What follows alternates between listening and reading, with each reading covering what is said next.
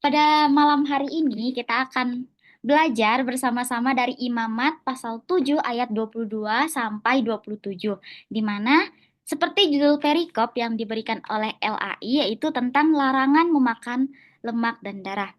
Bapak Ibu dan teman-teman semuanya, sebelum kita masuk lebih jauh kita lihat latar belakang dari bagian ini, di mana ini adalah tentang aturan main apa yang menjadi hak Allah, imam dan manusia pada saat itu. Secara khusus umat Israel, di mana semua keadaan sosial itu harus diatur di dalam prinsip ini, yaitu dalam prinsip hukum Taurat, Bapak Ibu dan teman-teman. Nah, umat Allah itu tidak boleh melanggar apa yang menjadi hak-hak Allah jika mereka ingin diberkati. Nah, apa yang menjadi aturan-aturan yang harus diperhatikan oleh umat Allah atau Israel pada zaman itu dalam konteks ayat itu, di mana mereka harus mematuhi ketaatan pada hari Sabat. Kemudian, mereka juga harus mematuhi ketaatan mengenai persembahan korban bagi Allah. Kemudian, mereka juga harus menaati tentang ketetapan peribadahan dan hidup sebagai umat Allah. Nah, itu semua adalah aturan main bagi bangsa Israel sebagaimana mereka harus hidup sebagai umat Allah, umat pilihan Allah. Nah, Bapak Ibu, di bagian ini secara khusus itu dijelaskan tentang aturan bagaimana orang Israel dilarang untuk memakan lemak dan darah. Kita bisa lihat bagaimana Tuhan itu berfirman kepada Musa supaya Musa mengatakan kepada bangsa Israel pada saat itu. Musa disuruh Tuhan atau diperintahkan Tuhan untuk mengatakan pesan dari Tuhan kepada bangsa Israel. Di mana di ayat yang ke-24 dan ayat yang ke-25 itu lemak bangkai, lemak binatang yang mati itu tidak boleh dimakan. Kemudian, setiap orang yang memakan lemak dari hewan yang dipergunakan untuk mempersembahkan korban api-apian bagi Tuhan, nyawa orang itu yang harus dilenyapkan. Itu yang pertama. Kemudian selanjutnya, yang dilarang adalah darah. Kenapa? Karena di sini dikatakan bahwa perintah Tuhan kepada orang Israel melalui Musa yaitu janganlah kamu makan darah, darah apapun itu, di segala tempat kediamanmu, baik darah burung ataupun darah hewan. Karena setiap orang yang memakan darah apapun, berarti tanpa terkecuali gitu ya, orang itu harus dilenyapkan dari antara bangsanya. Nah, Bapak Ibu teman-teman, di dalam perikop ini, lemak dari binatang korban itu merupakan haknya Tuhan, haknya Yahweh gitu ya. Dan ini tidak boleh dimakan oleh bangsa Israel.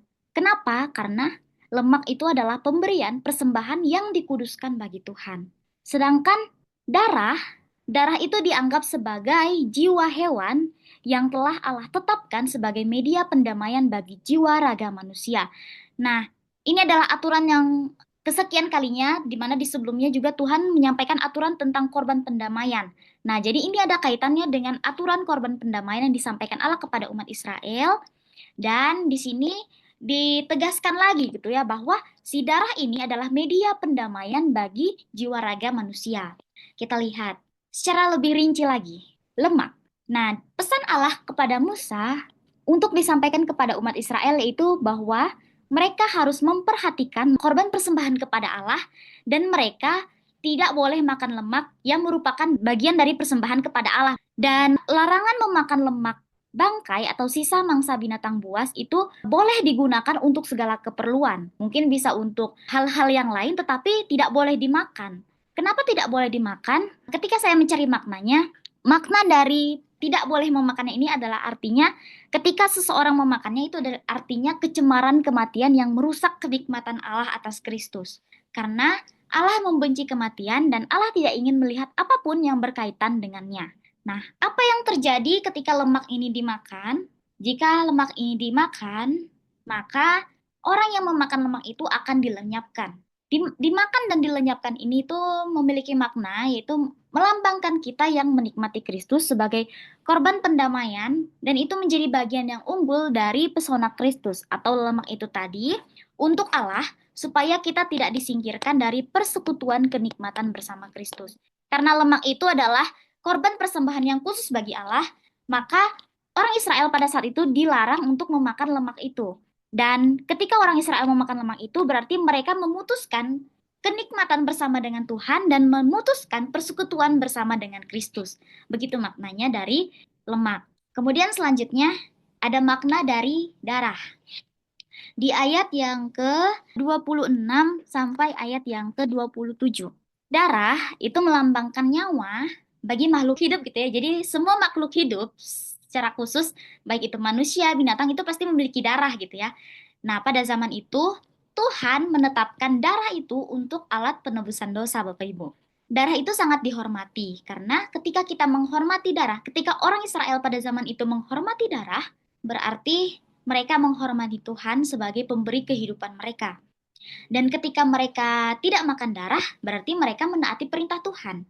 Bapak Ibu, tidak makan darah itu dimaknai sebagai darah Kristus yang dicurahkan untuk penebusan kita, dan itu sepenuhnya untuk memuaskan permintaan kebenaran, kekudusan, dan kemuliaan Allah. Itu makna dari darah itu. Nah, bagaimana jika orang Israel melanggar dengan memakan darah itu? Ketika orang Israel melanggar, maka juga akan kena hukuman, yaitu akan dihilangkan nyawanya. Maknanya adalah ketika makan darah lain yang akan membuat darah Kristus menjadi umum, kita bisa lihat di dalam Ibrani pasal 10 ayat 29. Itu dimaknai dengan menganggap darah Yesus umum dan akan disingkirkan dari persekutuan kenikmatan akan Kristus. Kita coba lihat di dalam Ibrani pasal 10 ayat 29. Nah, saya akan bacakan Ibrani pasal 10 ayat yang ke-29. Di sana dikatakan, betapa lebih beratnya hukuman yang harus dijatuhkan atas dia yang menginjak-injak anak Allah, yang menganggap najis darah perjanjian yang menguduskannya, dan yang menghina roh kasih karunia. Membuat darah Kristus menjadi umum itu artinya bahwa kita menghina Allah gitu ya dengan melanggar peraturan itu bagi umat Israel pada zaman itu gitu. Jadi ketika melanggar berarti dia menyingkirkan kenikmatan bersama dengan Kristus, dia menghina Allah, maka dia memaknakan darah itu menjadi darah Kristus yang menjadi umum gitu. Harusnya kan darah Kristus khusus yang dihormati gitu ya. Tetapi ketika dilanggar, itu menjadikan darah Kristus menjadi umum. Seperti itu kira-kira. Nah, jadi kesimpulannya adalah darah itu melambangkan kehidupan dari penebusan dosa. Dan lemak itu melambangkan bagian yang terbaik yang harus diberikan kepada Tuhan. Itu adalah kesimpulan dari makna lemak dan darah. Nah, sekarang pertanyaannya adalah, apa kaitannya dengan hidup kita sekarang? Bapak Ibu, saya memberikan 2 poin untuk dikaitkan dengan kehidupan kita sekarang. Di mana yang pertama itu berkaitan dengan penebusan Kristus di dalam hidup orang percaya.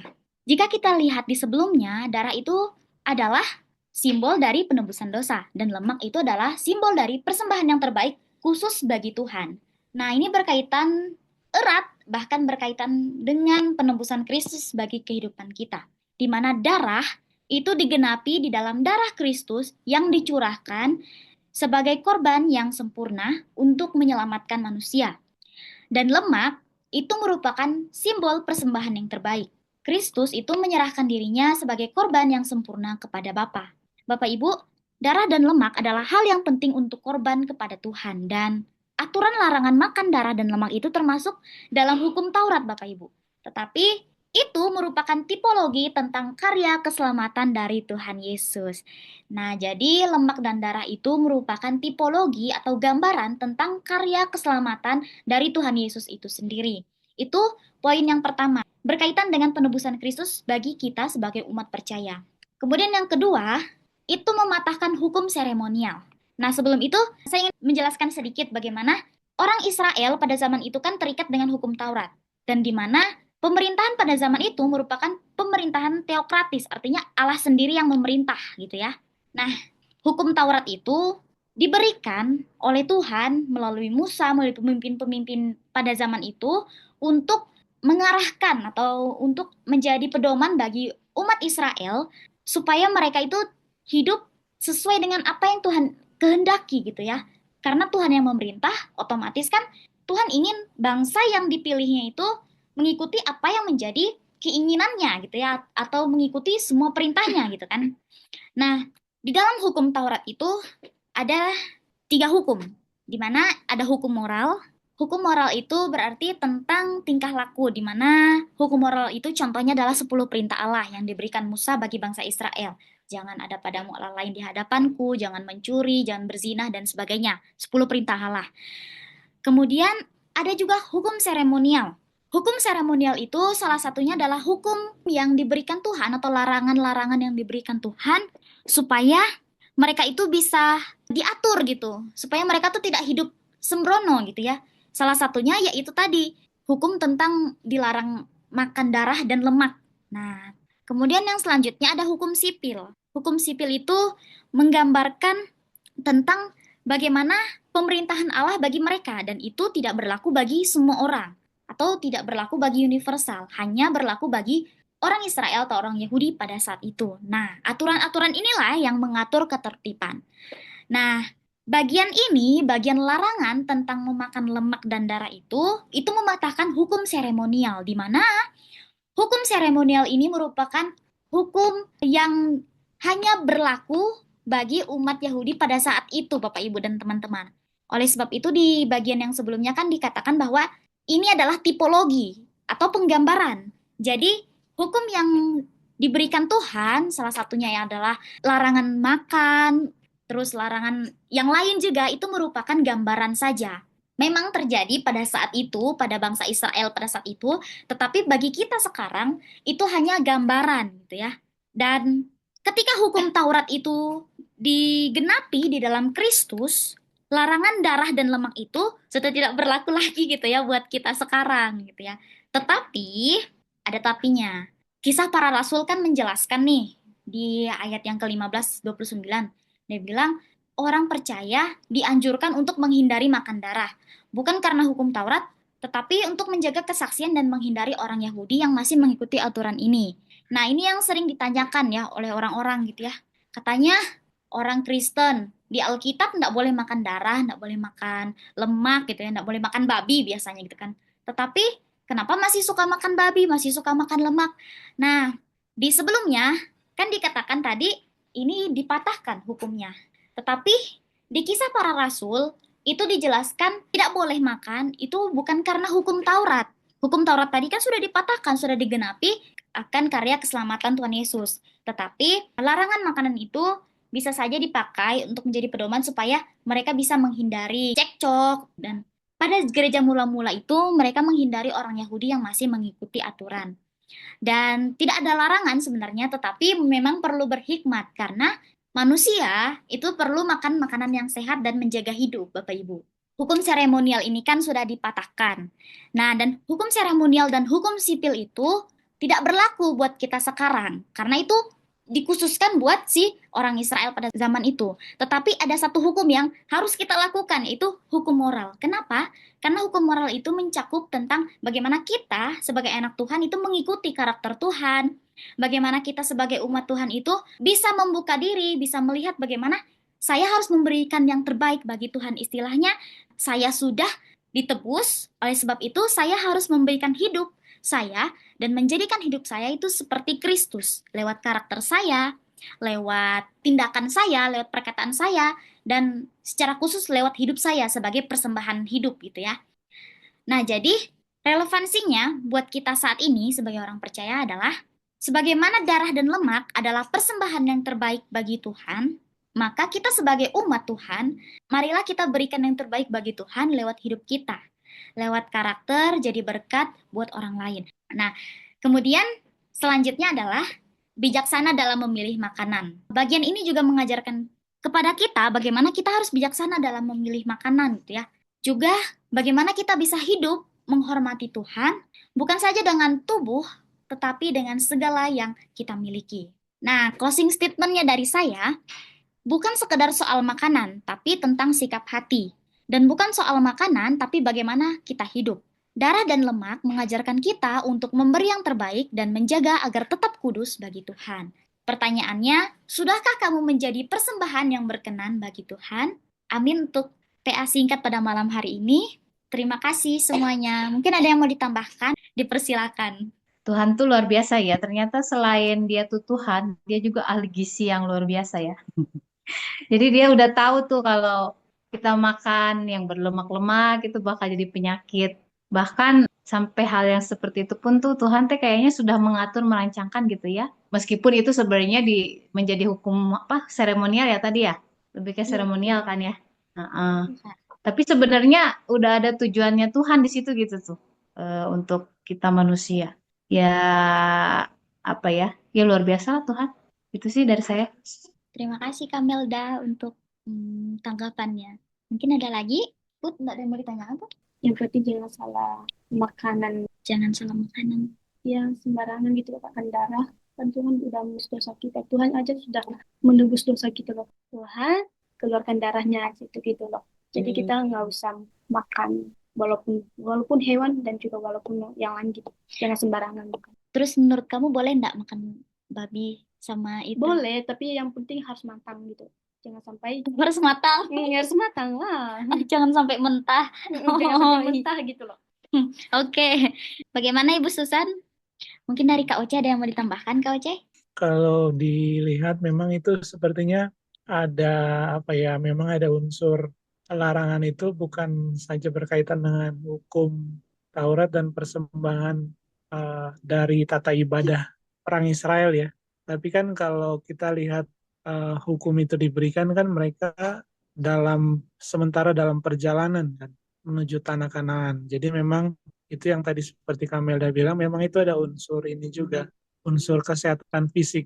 Ya, jadi selain larangan itu diberikan sebagai satu hukum dan korban persembahan, tapi itu juga ada unsur pengajaran untuk ya kesehatan fisik ya.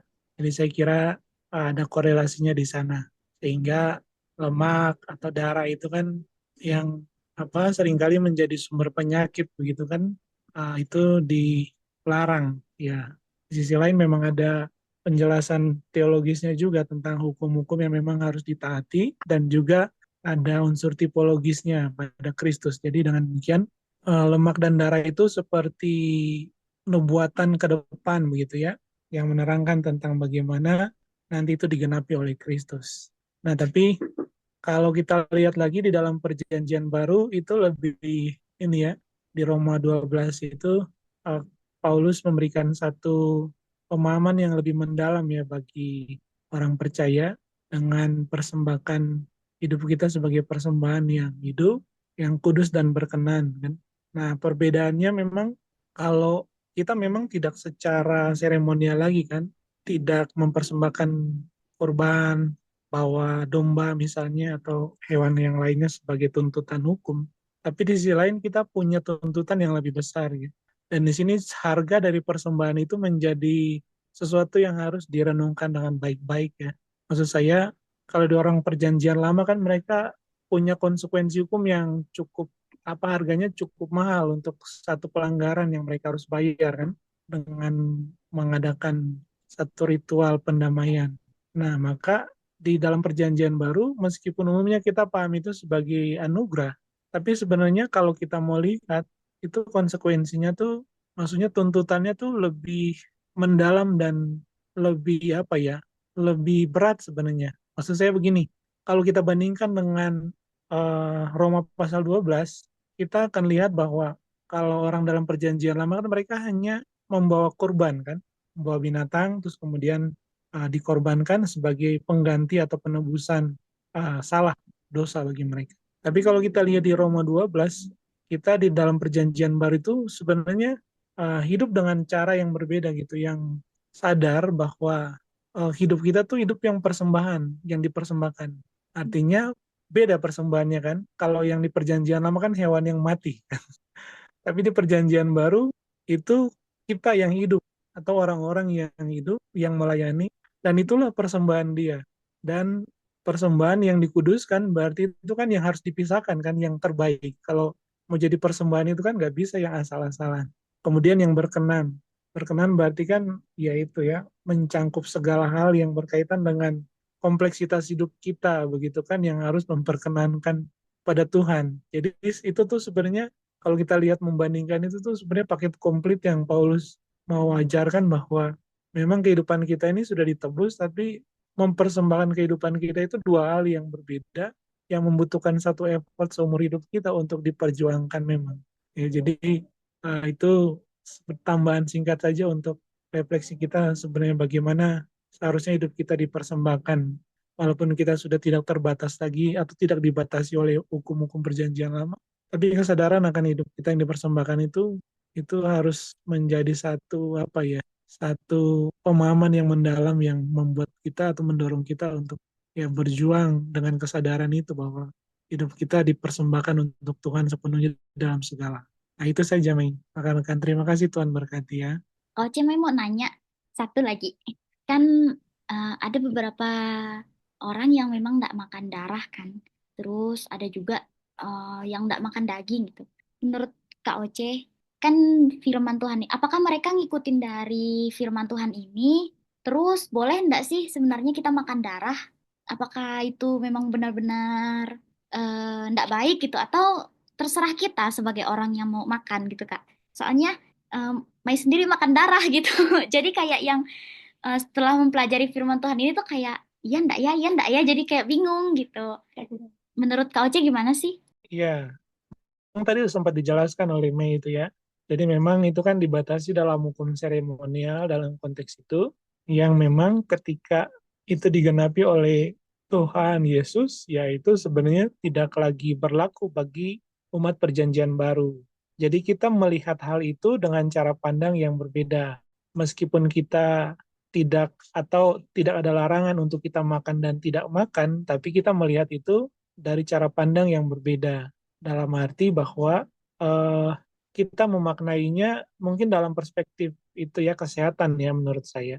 Eh, Perspektif kesehatan untuk kita tidak memakan itu. Nah, tapi dalam bukan berarti bukan dalam pengertian bahwa itu diperbolehkan dalam arti apa secara bebas begitu ya. Maksud saya sih boleh atau tidak memang tidak lagi menjadi larangan dalam perjanjian baru atau umat perjanjian baru. Tetapi kita tentu saja menggunakan hikmat di situ ya untuk makan dan tidak. Nah, karena kita tahu bahwa itu kan hukum seremonial atau secara lebih jelasnya adalah penggambaran dari penebusan Kristus. Nah, jadi sekarang tidak ada lagi larangan-larangan seperti itu kan. Bahkan Paulus bilang kan, jangan lagi ada orang yang menghakimi kamu tentang hari-hari gitu kan. Larang ini, larang itu. Karena memang kita sudah ditebus begitu ya. Dan kemudian kita kan bukan dalam konteks umat perjanjian lama lagi. Nah, memang teman-teman yang masih mempraktekkan itu, kalau mereka mau konsisten, seharusnya kan itu ritual itu kan tidak pernah terpisah dengan pusat peribadatan bait Allah. Bisa nangkap ya? Jadi praktek itu sebenarnya tidak bisa lepas dari praktek yang dilakukan di bait Allah. Kenapa? Karena memang hukum Taurat mewajibkan seperti itu. Harus ada imam, harus ada bait Allah untuk mempersembahkan ritus korbannya. Begitu. Dan itu sebenarnya terkhususkan untuk umat perjanjian lama, umat Israel. Itu sebabnya kita, umat perjanjian baru, tidak memandang itu sebagai hukum yang mengikat kita. Begitu. Itu sebabnya kan saya bilang tidak ada larangan, tapi bukan berarti kita juga seenaknya saja karena kita melihatnya dalam segi kesehatan katakanlah begitu ya. Ya tentu saja kalau main makan darah tapi tidak setiap hari kan makan darah. Enggak sih kan, enggak setiap hari. Iya tentu saja tidak kalau gitu. Jadi maksudnya ya kita juga punya hikmat untuk mengkonsumsi hal-hal gitu gitu. Yaitu penjelasan ringkasnya lah untuk korelasi itu. Maka seringkali kalau teman-teman yang mempraktikkan itu sebenarnya ada eh, keberatannya di situ. Karena kita tidak bisa mempraktikkan itu saja tanpa lepas dari pertama hukum Taurat yang kemudian terikat juga dengan eh, sistem keimamatannya di dalam bait Allah yang ada imam, ada bait Allahnya dan ada tempat khusus untuk mempersembahkan korban persembahan itu. Nah, tentu saja kalau kita masih terikat dengan di situ, berarti ya kita menolak pengorbanan Kristus sebagai jalan pendamaian.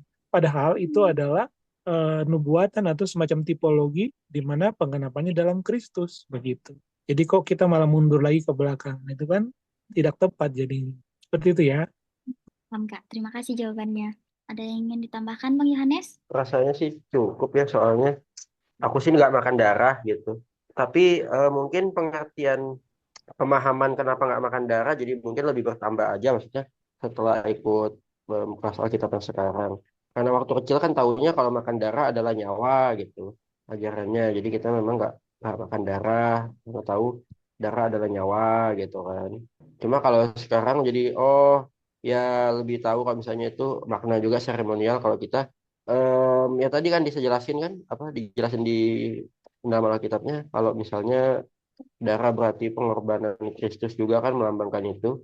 Nah, terus dan selain itu mungkin juga karena kesehatan ya. Walaupun aku belum tahu sih maksudnya efek makan darah untuk kesehatan, belum nyari sampai ke sana sih, belum. Mungkin nanti. Tapi seenggaknya jadi lebih tahu aja paling. Itu sih. Itu aja paling. Oke, baiklah.